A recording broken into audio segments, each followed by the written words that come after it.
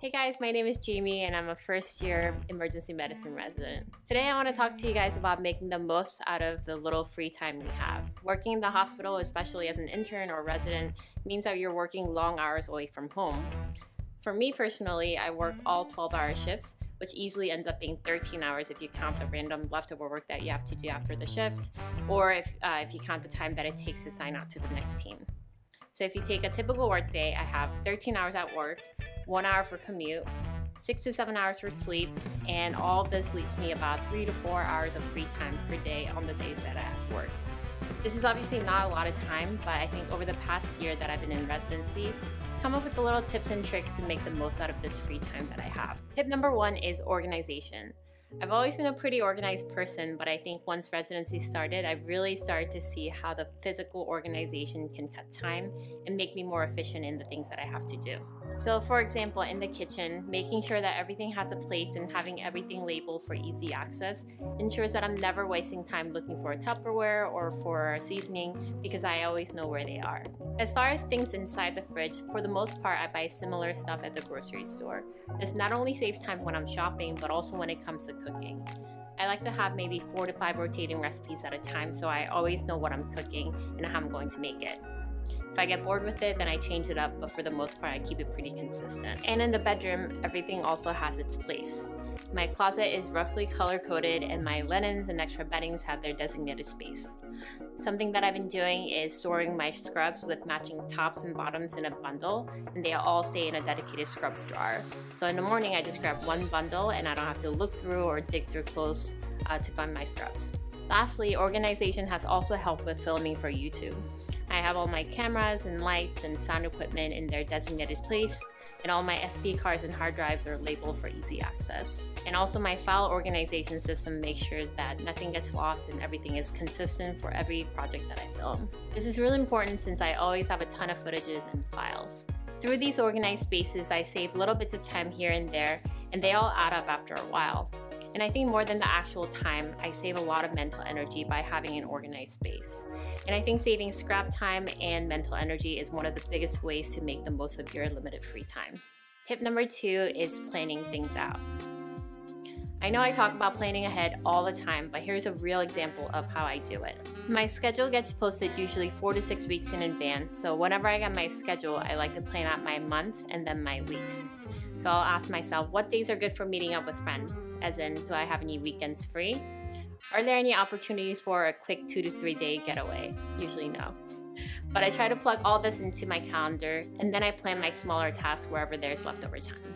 So the big things for me would be meeting up with friends, laundry, maybe a trip if I can, maybe a certain yoga class or going running. Typically these things are less negotiable in terms of when and how long. And then with the leftover time, I like to make a list of things that I like to do. Watching a TV show, reading a book, shopping, and whatever else. So these are things that don't need to fit into a certain time frame, so they can be done at any time. And you can apply this to your schedule on a larger scale as well. I'm at an age where all my friends are getting married, so even with the limited schedule, I love to be part of my friends' big milestones. So I try to make sure I can get those days off. This usually means that I have to look at my schedule weeks or even months in advance and request those dates off if I can. Like I said, it's not always possible, but the earlier you let your job know about these events, the easier it is for them to help you. Planning for me is a way of asserting my control over the little free time that I have. It's also one of the ways to ensure that nothing important slips through the cracks. Tip number 3 is reducing the mental barrier and friction. Do you ever feel like you really don't want to do something like going to the gym or doing laundry, but once you actually start doing it, you think to yourself, hey, this isn't so bad. Why did I make such a big deal out of starting this task?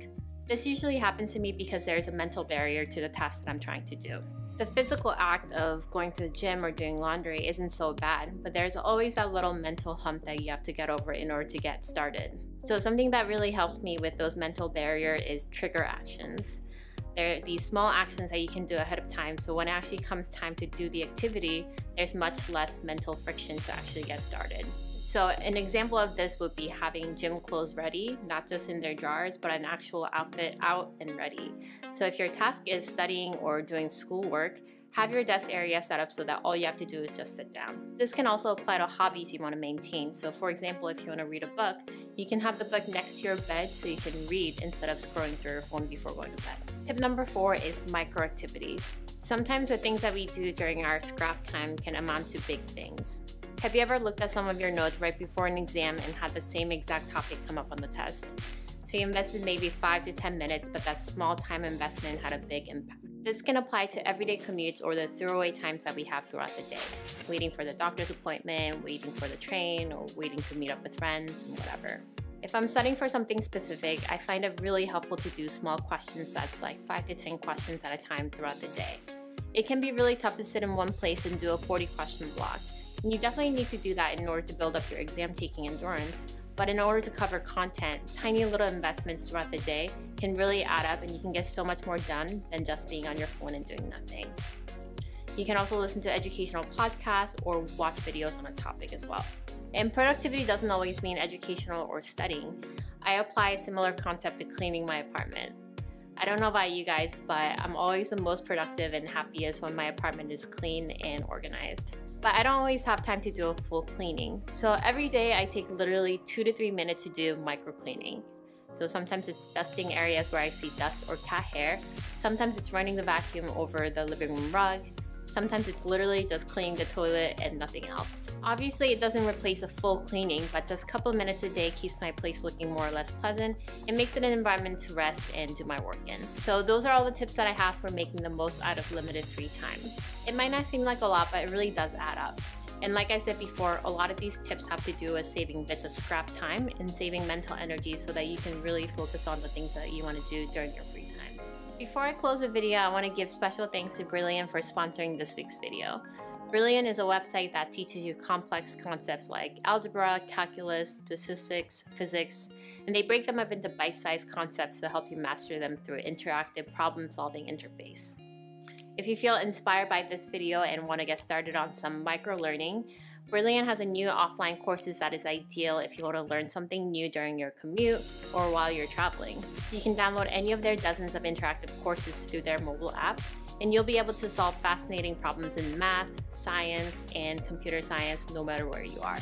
These courses are all interactive, so you can experiment with pendulum clocks to master the physics of motion, you can use rockets to model algebraic functions, and you can learn probability by playing casino blackjack. So if you want to support this channel and get unlimited access to all of Brilliant's in-depth math and science courses, you can head over to brilliant.org/StriveToFit to get 20% off their annual premium subscription. So that's it for today's video. Thank you guys so much for watching. If you want to check out any other videos, you can do so by clicking over this way.